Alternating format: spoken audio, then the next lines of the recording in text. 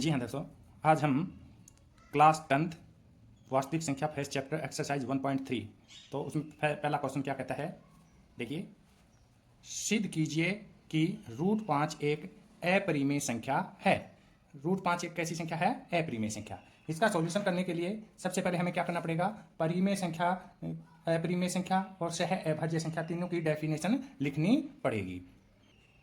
सबसे पहले हम परिमेय संख्याएं वे संख्या होते हैं जिन्हें हम P/Q के रूप में लिख सकें, परंतु Q is not equal to 0। Q 0 के बराबर नहीं हो, परिमेय संख्या कहलाती हैं। फिर है हमारे पास अपरिमेय संख्या। क्या है? अपरिमेय संख्या, जिन्हें हम रूट की फॉर्म में लिखते हैं, जैसे √2, √3, √5। ये सब क्या हैं? अपरिमेय संख्या कहलाती हैं। परंतु √4 ये एक अपरिमेय संख्या नहीं है, क्योंकि √4 का हम स्क्वायर रूट निकालेंगे तो क्या आ जाता है? 2 आ जाता है, जो कि एक परिमेय संख्या हो जाती है। जो परफेक्ट स्क्वायर के रूप में हो वे सभी परिमेय संख्या होंगी, बाकी सभी क्या होती हैं? रूट के अंदर अपरिमेय संख्या कहलाती हैं। अगला क्वेश्चन आया हमारे पास यहाँ पे, सह अभाज्य संख्या। वे सभी दो या दो से अधिक संख्याएं जिनका HCF 1 हो, वो क्या कहलाती हैं? सह अभाज्य संख्या कहलाती हैं। और सभी क्रमागत संख्याएं होती हैं, वो कैसी होती हैं? सह अभाज्य संख्या होती हैं। अब हम क्वेश्चन को करेंगे, और क्वेश्चन को करने से पहले मैं एक बार फिर पढ़ देता हूं। क्या कहता है क्वेश्चन? सिद्ध कीजिए कि √5 एक अपरिमेय संख्या है। √5 एक कैसी संख्या है? अपरिमेय संख्या है। अब हम इसका क्या करेंगे? सॉल्यूशन करने के लिए हम क्या करते हैं? √5 को क्या मान लेते हैं? √5 को हम एक परिमेय संख्या मान के चल रहे हैं। माना √5 एक परिमेय संख्या है। √5 एक कैसी संख्या मान के चले हम? परिमेय संख्या। अब परिमेय संख्या है तो हम इसको किसके रूप में लिख सकते हैं? √5 बराबर है a/b, और a और b दोनों कैसी होनी चाहिए? सह अभाज्य संख्या। a b दोनों क्या है भाई हमारे पास? दोनों संख्याएं हमारे पास सह अभाज्य संख्या हैं।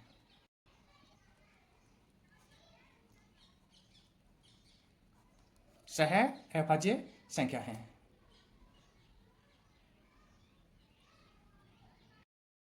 दोनों हमारे पास कैसी हैं? सह अभाज्य संख्या। दोनों में कोई भी कॉमन नहीं है। फिर हम इसका क्या करेंगे? सॉल्यूशन करेंगे। तो हमारे पास इसमें b क्या होना चाहिए? 0 के बराबर नहीं होना चाहिए। अब हमारे पास इसका सॉल्यूशन करने के लिए हम क्या करेंगे? हम √5 बराबर है a/b, इसको क्या लिख सकते हैं? b को उधर ले जाएंगे तो क्या आ जाएगा? b √5 बराबर है a।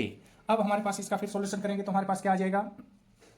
इसका सॉल्यूशन करेंगे तो हमारे पास करेंगे दोनों तरफ वर्ग करने पर। क्या करेंगे?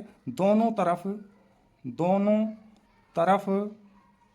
वर्ग करने पर हमारे पास क्या आ जाएगा? b² और √5, ये √5 है, इसका स्क्वायर रूट हटेगा तो क्या आ जाएगा? b² 5 = a²।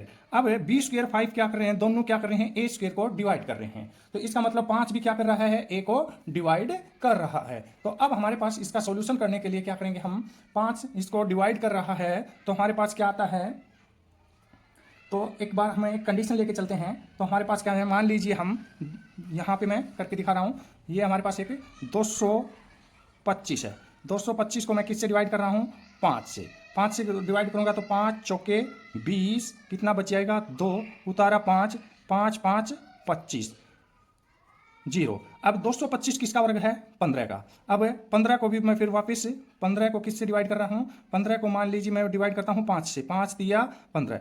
अगर कोई a² किसी संख्या से भाग होता है तो वह पक्का क्या होगा? a से को भी भाग करेगा। तो हमारे पास क्या आ जाएगी कि इसकी डेफिनेशन है। ये हमारे पास इसकी क्या है कि डेफिनेशन। तो हम इसको डेफिनेशन को क्या लिख सकते हैं? वापस एक बार सॉल्यूशन करने के लिए हमारे पास इसका, तो हमारे पास ये क्या कर रहा है? ये 5a² को, ये 5 क्या कर रहा है? यदि यहाँ पे कंडीशन को मैं फिर से लिख रहा हूँ, यदि कोई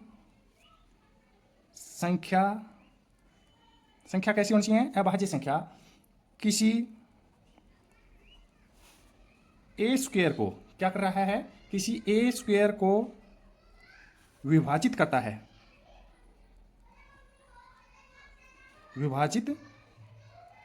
करता है, कोई संख्या है हमारे पास तो उसको विभाजित करता है, तो वह संख्या ए को भी विभाजित करेगा।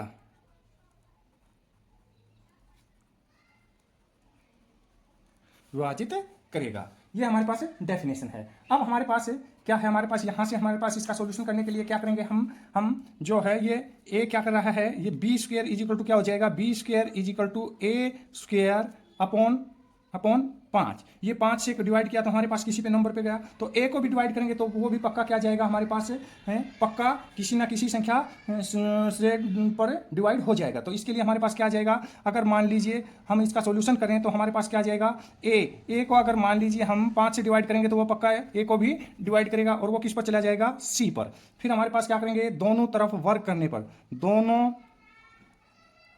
तरफ वर्ग करने पर, दोनों तरफ वर्ग करने पर फिर हम इसका वर्ग करेंगे तो हमारे पास क्या आ जाएगा, ए स्क्वायर, और ये इधर जाएगा तो क्या हो जाएगा 5c का होल स्क्वायर। अब a square is equal to क्या है 25c स्क्वायर। अब हमारे पास एक कंडीशन यहाँ पे आई थी, हमारे पास इसका नाम दे देते हैं कंडीशन हमारे पास 1। अब समीकरण 1, ये समीकरण क्या रख देते हैं, इसका नाम 2। ये समीकरण क्या है 2। अब हम इसका सॉल्यूशन करेंगे तो इसका सॉल्यूशन करने के लिए हमारे पास क्या करते हैं, समीकरण ए की वैल्यू को समीकरण 1 में रखने पर ए हमारे पास क्या था, b square root 5 is equal to a square. अब ए स्क्वायर की जगह ए की वैल्यू रख देते हैं, तो बी स्क्वायर 5 रूट नहीं आएगा, sorry, is equal to 25c square. अब B square is equal to हमारे पास क्या आ जाता है, B square is equal to क्या आ जाएगा, इसको इधर से लेके आएंगे तो 5c स्क्वायर हो जाता है, क्या आ जाता है 5c स्क्वायर हो जाता है।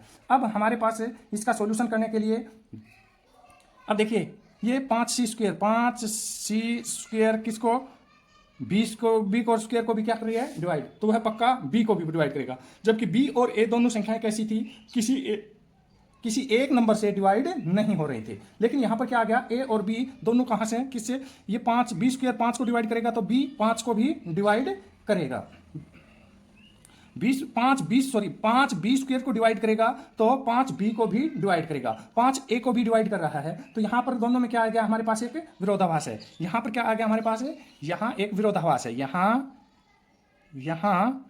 एक क्या आ गया हमारे पास, विरोधाभास।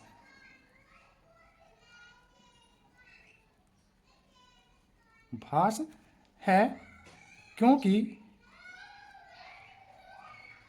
5 ए व बी दोनों को विभाजित करता है, दोनों को विभाजित करता है, और विरोधाभास आता है, तो इसलिए यह क्या हो जाएगा, विरोधाभास आने के कारण इसको हम क्या लिखेंगे, इसलिए